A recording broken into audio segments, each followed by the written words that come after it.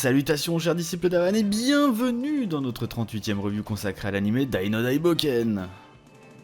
Cet épisode intitulé Le Sommet a été diffusé le 3 juillet 2021 et introduit le personnage de Lone Burke ainsi que les parents de Pop. Il adapte du chapitre 132 jusqu'à la fin du 136, démarrant ainsi en trombe le volume 15 du manga.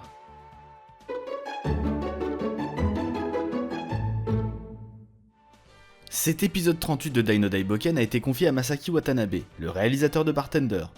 Il avait déjà été en charge des épisodes 11 et 18. La direction de l'animation était partagée entre deux personnes. D'une part Naoki Murakami, qui s'était occupé des épisodes 7, 19 et 29, et d'une autre une nouvelle venue, Yuka Takemori, une animatrice formée chez Sunrise à la fin des années 90, et qui leur reste assez fidèle depuis 30 ans, participant par exemple à Aikatsu ou Yashahime. C'est sans doute sa participation à Digimon Universe, Apply Monster et World Trigger qui lui ont permis de retravailler avec la Toei Animation. Enfin, pour terminer cette partie de staff, notons la présence de Judizel Bartras, un animateur espagnol fraîchement arrivé sur la série, qui a déjà travaillé dans la branche philippine de la Toei, sur la série Healing Good Pretty Cure dans les épisodes 4 et 8. Il est enfin temps d'analyser ce 38e épisode, et on pourra constater que de nombreux éléments ont malheureusement été supprimés par rapport au manga. Brandissez vos tisanes! Allez, c'est parti!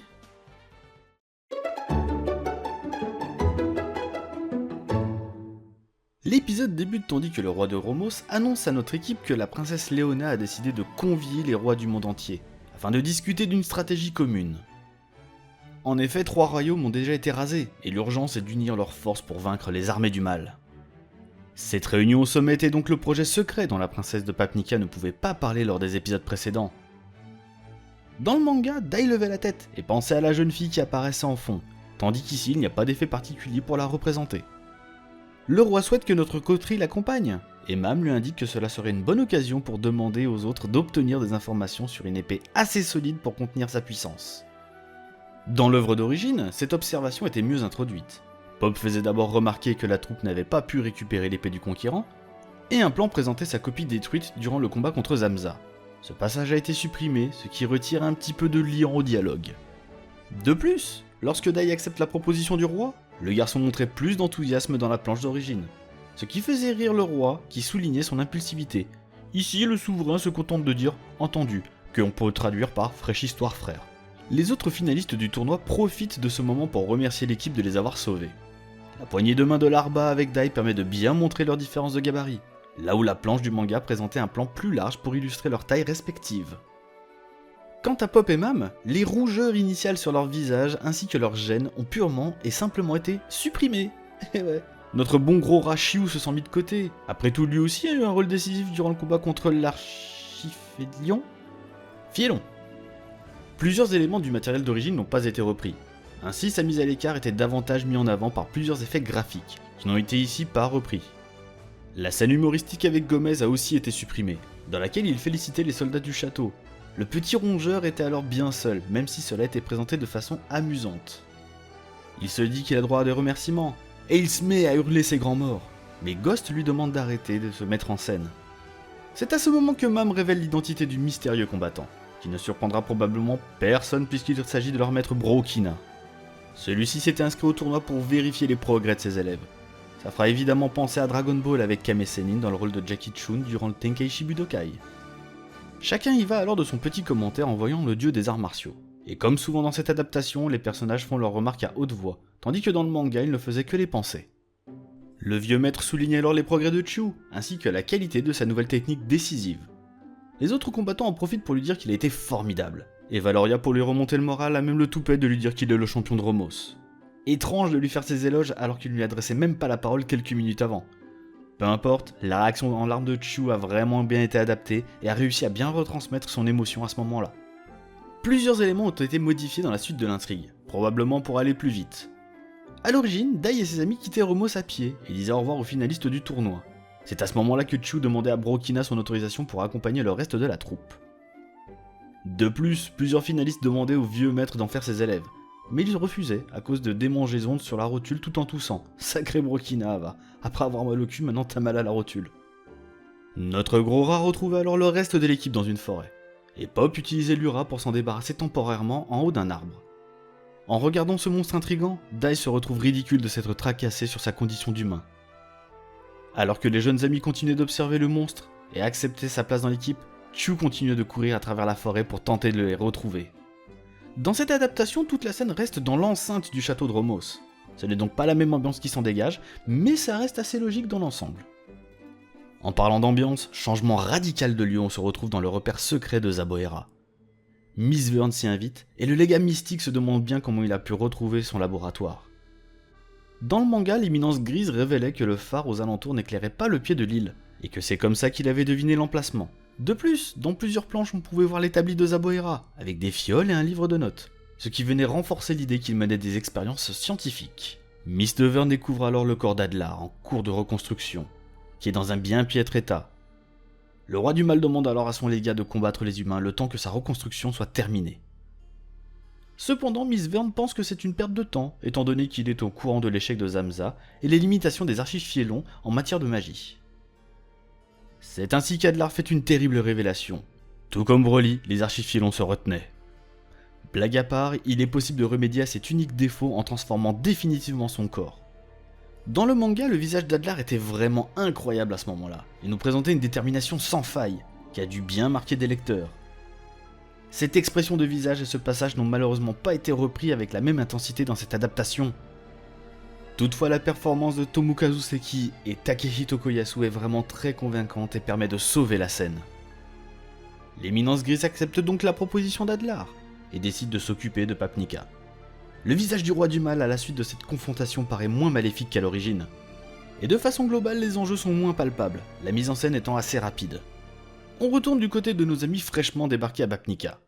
Les décors sont vraiment jolis, en particulier la vue sur la ville. Et Chu fait la connaissance de Crocodile, qui ne manque pas de noter sa petite taille. Le pauvre rongeur en a la queue qui tremble et commence à s'interroger sur les goûts de Mam en matière d'amis. La scène reprend avec brio l'une des planches du manga, et la tête de Chu est à mourir de rire, c'est un des vrais bons moments de l'épisode. Du retour du côté de l'armée du mal, Miss Vern ne rigole pas, et commence à organiser ses troupes pour un assaut vraiment important. Killvern l'observe de loin, et constate que Vern, l'empereur du mal, a dû lui-même autoriser l'opération. Étant donné qu'il dispose de la clé de Vern, qu'on avait déjà vue dans l'épisode 21, mais cette fois-ci dans les mains de Killvern, chacun son tour. Pas besoin de se demander à quoi elle va servir, on sait très bien. La scène s'arrête et reprend une planche mémorable du manga, dans laquelle le Kiganjo était présenté avec un plan en contre-plongée. Pendant ce temps, Dai retrouve Leona dans la grande chapelle de Papnika, et on apprend que de nombreux représentants ne sont toujours pas en rendez-vous.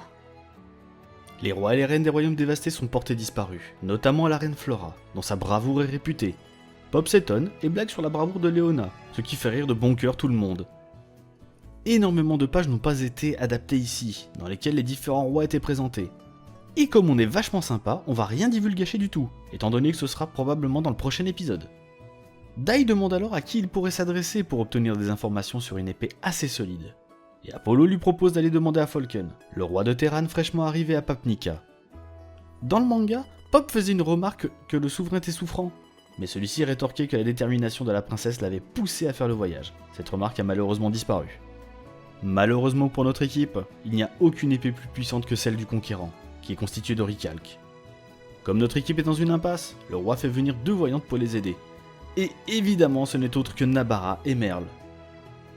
Celle-ci est ravie de pouvoir aider Pop, et tout comme dans le manga, elle en rougit. Dans le manga, notre magicien demandait à la vieille voyante pourquoi ce n'était pas elle qui a réalisé la divination. Et elle rétorquait que sa petite fille était bien plus douée qu'elle maintenant. Le rituel démarre, et fait apparaître le mot Langkurks, et Pop a une curieuse réaction à la lecture de ce nom. Langkurks est un village situé entre le nord de Terran et de Bengarna. La planche d'origine nous permettait d'ailleurs de connaître son emplacement exact sur la carte. L'équipe a alors l'idée d'utiliser le ballon de Leona pour y aller, mais Pop nous révèle qu'il peut utiliser l'Ura pour s'y téléporter. En effet, Langkurks est son village natal. Arrivé à destination, une autre scène a été supprimée lorsque l'équipe arrive. A l'origine, Chu frappait Pop parce qu'il était affalé sur les fesses de Mam, et les 2 pitres commençaient à se taper dessus. C'est à ce moment-là que Mam discutait avec Merle, et que celle-ci la trouvait gentille et chaleureuse comparée à Zaboera. On s'en rappelle à l'épisode 33. Elle comprenait donc alors pourquoi Pop était tombé amoureux d'elle. Autre modification, Pop décidait de rester à l'extérieur du village, et se faisait encore taper dessus par notre petit rongeur et se faire traiter de lâche. Il expliquait alors qu'il ne voulait pas revoir son père parce qu'il s'était enfui pour partir avec Maître Avan. Il avait peur de se faire battre, et Dai lui disait qu'il en faisait un peu trop. Le jeune magicien lui rétorquait alors que son père n'était pas un intellectuel comme le sien. Ce qui ne manquait pas de faire tiquer Dai avec une des planches les plus réussies du manga pour illustrer le terme intellectuel. Au final, c'est Mam qui réussissait à persuader Pop de leur montrer où se situait l'armurerie de son père. L'équipe parcourt donc le village, et la plupart des détails ont été gardés, à l'image d'un chat que Pop semble regarder avec une certaine nostalgie. Alors qu'ils arrivent à destination, notre jeune garçon retrouve sa mère les larmes aux yeux. Ici, elle passe le balai, et Pop va à sa rencontre. Mais c'est évidemment une autre modification. Dans le manga, elle accrochait l'enseigne de la boutique, et trébuchait sur son tabouret. Pop courait alors pour la rattraper et la sauver. Après une affectueuse accolade avec sa mère, le père de Pop débarque, et s'empare de son fils pour le propulser à terre. Quelques éléments ont aussi été modifiés dans la mise en scène. A la base, on pouvait voir le paternel saisir l'entrejambe du pauvre Pop, et les quelques dialogues qui suivaient nous faisaient comprendre qu'il leur ruait de coups par terre. Cette partie a complètement été supprimée, il ne faudrait pas donner de mauvaises idées en matière d'éducation. La fessée est maintenant interdite en 2020, attention hein. Les parents de Pop accueillent alors la fine équipe, et on peut voir le pauvre magicien avec une grosse bosse sur la tête, reprenant fidèlement la page de base. Le père de Pop n'arrive pas à croire que son fils puisse faire partie de la troupe du héros, parce qu'il n'avait jamais eu de cran. Dans le manga, Merle avait l'air plus énervé par ces insinuations. Une réplique de Chu a aussi été supprimée, dans laquelle il disait « Comme vous le connaissez bien, monsieur, on voit bien que vous êtes son père !» Et la réponse de Pop ne se faisait pas attendre avec un « Ta gueule, le mulot !» bien placé. C'est dommage que ça n'apparaisse plus, c'était assez marrant de voir ces deux-là se bouffer le nez continuellement. L'approche de la suite de l'épisode va radicalement changer par rapport au manga. En effet, dans cette adaptation, alors que Dai parle d'une épée qu'il pourrait utiliser, le père de Pop parle tout de suite d'un certain Lundberg, et le magicien révèle immédiatement qu'il s'agit de l'artisan qui a forgé l'armure de Yunkel et la Halt. On passe alors directement dans la cabane du forgeron, là où il réside. Dans le manga, ce n'est pas du tout comme ça que cela se passe. À la base, le père de Pop proposait à l'équipe de jeter un coup d'œil dans son magasin. Pop disait d'ailleurs que ce n'était pas la peine de perdre du temps dans son bouclard.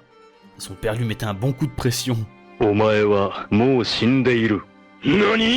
L'équipe passait alors en revue les équipements présents dans la boutique, et on pourra d'ailleurs reconnaître les lieux puisque c'est l'endroit dans lequel Pop se trouve dans l'opening de la série. Dai trouvait alors une épée dans un coin, et bien qu'elle ne convienne pas à sa puissance, il sentait un étrange pouvoir émaner de sa lame.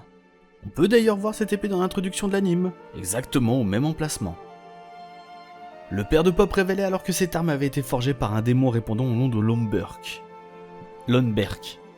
Et c'est à ce moment-là que notre magicien révélait qu'il s'agissait du forgeron qui avait réalisé l'armure épée maléfique de Yunkel et l'armure à la lance maléfique de la Halt. Et les scènes supprimées ne s'arrêtent pas là, puisque l'équipe s'aventurait ensuite dans la forêt à la recherche de ce démon. Cette exploration était ponctuée de plusieurs scènes humoristiques, dans laquelle Pop continuait de se faire sermonner par son paternel. De même, Chu tentait d'utiliser son flair pour trouver Lundberg, tandis que Merle indiquait une direction totalement opposée à l'aide de ses pouvoirs. Notre rongeur s'en retrouvait alors totalement pantois. Enfin, notre fine équipe retrouvait cette fameuse cabane, et Lundberg débarquait avec une bouteille à la main. Regardez ces planches, quelle classe, quelle prestance! On se demande vraiment pourquoi tout ceci n'a pas été gardé dans cette adaptation. Bref, Lundberg est interprété par Hiroki Tochi, connu pour avoir doublé Jin Fricks dans la première version de Hunter x Hunter, Ovan dans Dot Hack Gu, Malik dans Tales of the Grace, et Chris Redfield depuis Resident Evil 6. Il semblerait également qu'il soit le narrateur du trailer de Dragon Quest XII. On retourne du côté des scènes supprimées, parce qu'il y a aussi des répliques qui ont été enlevées. Lundberg comprenait ainsi tout de suite que Dai n'était pas humain, et qu'il expliquait que son travail n'était qu'alimentaire. Il avait perdu toute envie de forger, et il indiquait qu'un travail à la va-vite était largement suffisant pour un armurier miteux de Cambrousse. Jank répliquait d'un petit salopard bien placé. De plus, on apprenait que le père de Pop était le meilleur forgeron de Ben Garna, ce que son fils ignorait complètement. Bref, c'est toute l'introduction du personnage, sa recherche et son caractère profond qui ont été purement et simplement supprimés ici. La mise en scène expéditive autour de ce protagoniste est assez incompréhensible tant elle était réussie dans le manga, et tant il sera important dans la suite de l'aventure. De retour dans cette adaptation, Dai va retrouver la même épée que dans le manga, et va tester sa puissance dessus. C'est une bonne idée de le voir tester la lame avec son insigne. L'arme est détruite sur l'instant, et Dai demande à Lundberg de pouvoir l'aider à faire jeu égal avec l'épée draconienne.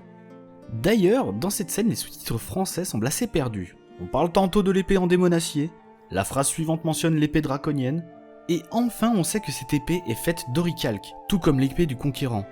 Donc d'où provient ce démonacier dans les sous-titres? Enfin bref, à la seule évocation de ce mot, le forgeron change complètement de comportement et empoigne Dai en lui demandant ce qu'il s'est passé quand il a croisé le fer avec cette arme légendaire. En apprenant qu'il a pu la briser avec une qualité de métal très inférieure, Lonberg exulte complètement et se propose de créer l'épée la plus puissante du monde. La réaction de Lonberg est assez fidèle, même si son faciès était plus marqué dans les planches d'origine. Les flammes de sa forge se rallumeront à une seule condition, trouver de l'oricalque. Et l'équipe se souvient qu'elle en dispose. Et oui, la tiare du conquérant que le roi de Romos a offert à Dai au premier épisode est faite de ce même matériau. Après la troisième téléportation de cet épisode, Pop et Dai arrivent sur Dermlin pour chercher la tiare. Une autre modification était réalisée, puisqu'à la base, Papy Brass était accompagné de soldats avec qui il joue d'ailleurs aux échecs.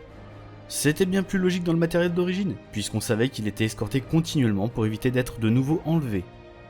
Dai retrouve alors son ancienne récompense et repart aussitôt, ce qui ne manque pas de passablement irriter Papy Brass. L'épisode se termine tandis que le Kiganjo traverse la mer et provoque d'innombrables vagues, avec Miss Verne, l'éminence grise, à son bord.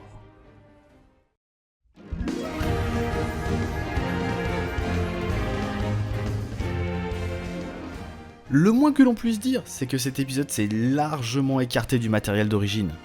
De nombreuses libertés ont été prises, que cela soit dans les lieux utilisés, ou dans la trame narrative à proprement parler. Certaines modifications sont ainsi assez anecdotiques, comme le fait que l'équipe ne traverse plus la forêt après leur départ de Romos, et reste dans l'enceinte du château à la place. Plusieurs scènes entre Pop et Chew ont été retirées, mais l'humour autour de ces protagonistes reste présent, et leur relation est plutôt bien respectée. L'arrivée des rois vers Papnica n'a pas été présentée pour le moment, mais sera forcément inclus dans l'épisode à venir. En revanche, le cruel manque de travail autour de l'introduction du personnage de Lonberg est très problématique. Alors que la mise en scène dans le manga permet de créer une tension palpable autour de sa découverte et de son identité, le personnage présenté ici de façon expéditive est sans saveur. Au final, c'est plus d'une dizaine de pages qui n'ont pas été adaptées du manga, ce qui fait que cet épisode reprend déjà la moitié du tome 15, ce qui est énorme. Ceux qui n'ont jamais lu le manga n'y verront peut-être que du feu. Cette partie fera probablement couler beaucoup d'encre auprès des fans de l'œuvre. Et bien qu'il n'y ait pas de consensus sur le sujet, c'est un véritable carton rouge pour certains membres de l'équipe. Et vous, qu'en avez-vous pensé de ces libertés? Nous sommes extrêmement pressés d'avoir votre opinion. Cette 38e review est désormais terminée, nous espérons que vous l'avez appréciée. Si vous aimez nos vidéos et que vous voulez nous aider dans notre grande aventure, vous savez ce qu'il vous reste à faire pour nous donner le courage de continuer. Vous pouvez également nous suivre sur nos réseaux sociaux respectifs, ainsi que de nous rejoindre sur notre Discord, dont les liens sont évidemment en description. Allez, prenez bien soin de vous chers disciples d'Avan, et à la semaine prochaine.